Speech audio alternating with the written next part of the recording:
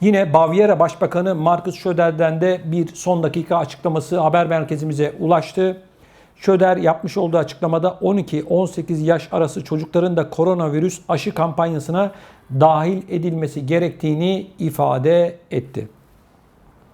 Yeni eğitim dönemi sonunda sorun yaşanmaması için öğrencilerin de mutlaka bu koronavirüs aşısını vurdurması gerektiği de ifade edildi.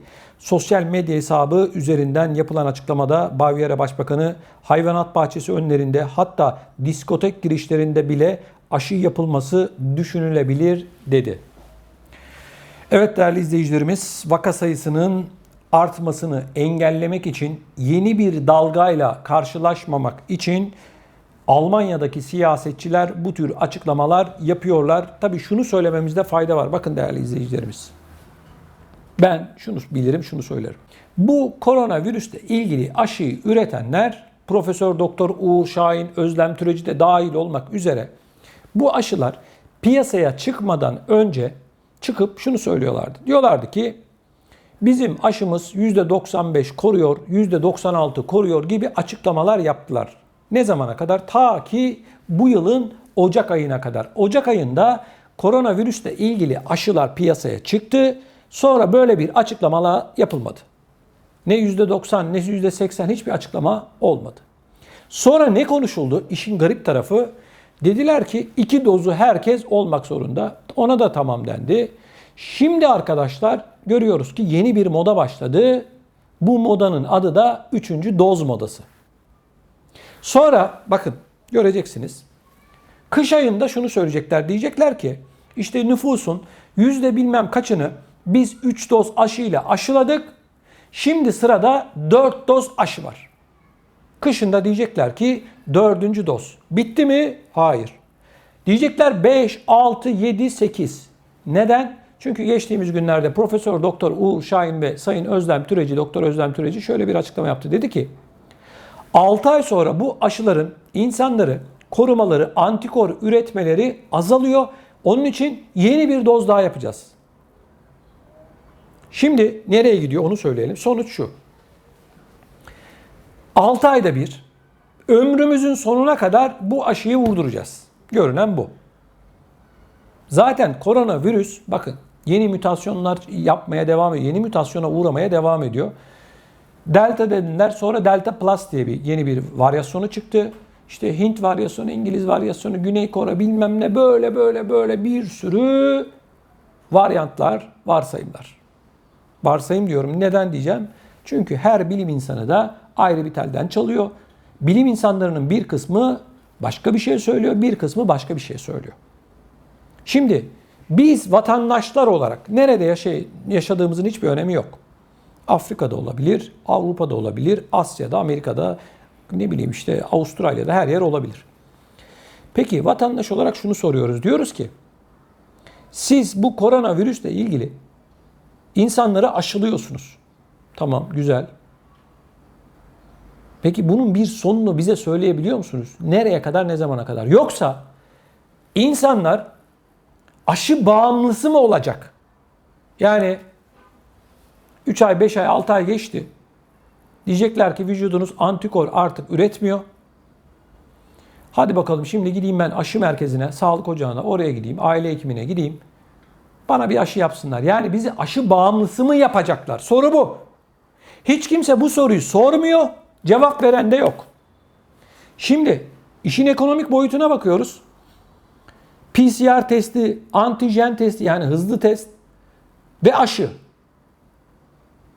Milyarlarca euro, milyarlarca dolarlık bir pazar.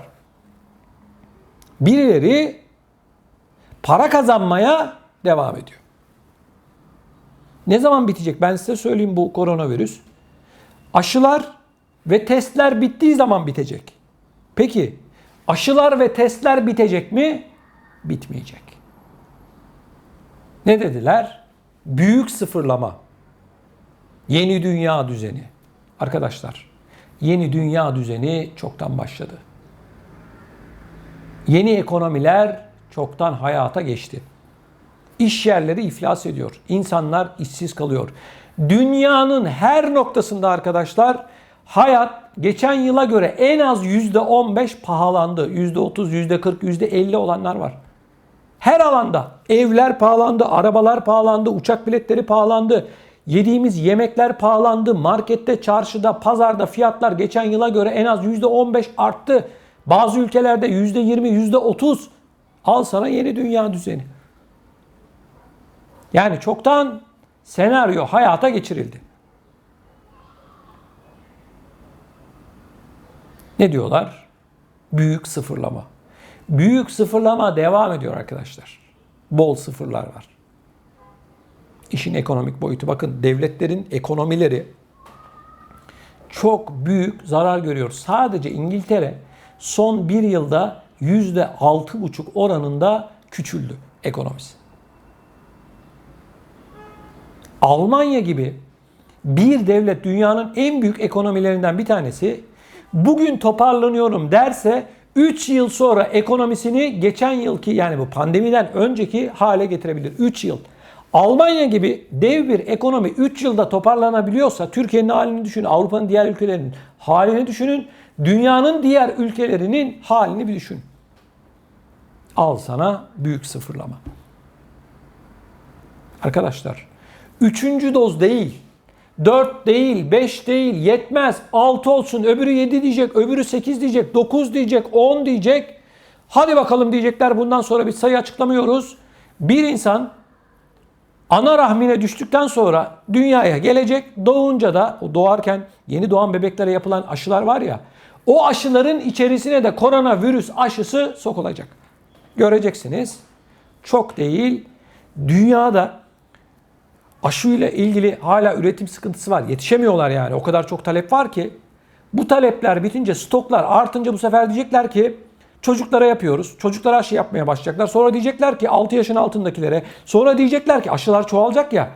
Bebeklere, yeni doğanlara da artık bu aşının yapılması gerekiyor diyecekler. Bakın neydi? İlk aşı çıktığında önce ileri yaş grubuna, yaşlılara yapalım dediler, 65 yaş üstü.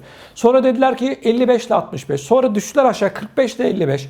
Sonra düştüler, dediler ki 18 yaş üstü. Şimdi Almanya'da ne konuşuluyor?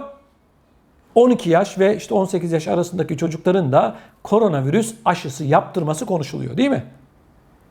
Bugün Almanya'da konuşuluyor, yarın Avrupa'nın tamamında, sonra da tüm dünyada konuşulacak. Öyle bir noktaya gelecek ki herkes marketten, çarşıdan, pazardan gidip bu aşıyı satın alacak. Bakın testleri nasıl şu anda marketten satıyorlar, satın alabiliyorsunuz.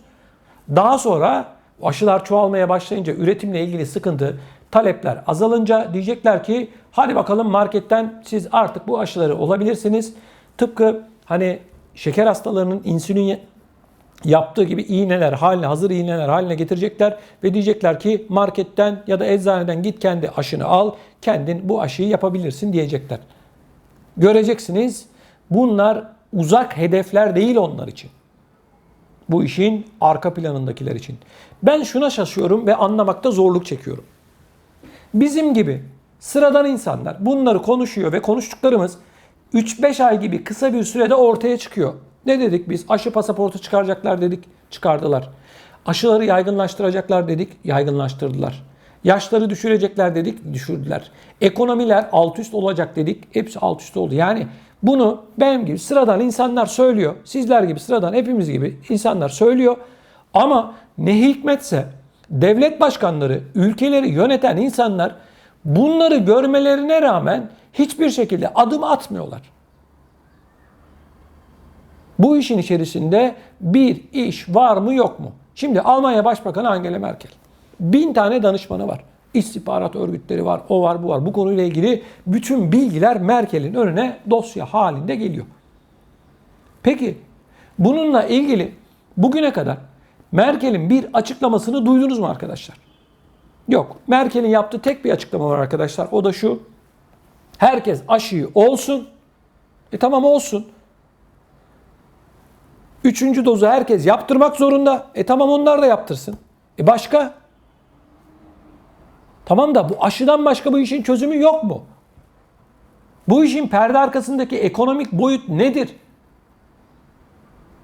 Bu işin nasıl ortaya çıktığıyla ilgili hiç mi bir tane istihbarat raporu Sayın Merkel'in önünde yok. Ya bu iş durduk yere mi çıktı? Bu işin arka planında birileri, bazı güçler, bazı aileler var mı yok mu? Birilerinin de bunu konuşması gerekiyor. Pandemi döneminde bakıyoruz, parası olanlar daha çok zengin oldu. Parası olmayan daha da fakirleşti.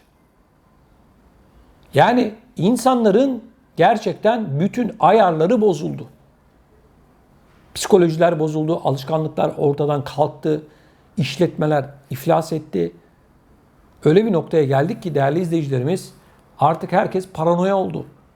Gitme yok, gelme yok, insanlar birbirleriyle görüşmüyorlar. Tabii şu anda doğru olan bu. Ama vatandaş soruyor, ben de soruyorum. Nereye kadar? İşte bunun cevabının mutlak surette değerli izleyicilerimiz, siyasetçiler, bizleri yönetenler tarafından verilmesi gerekiyor.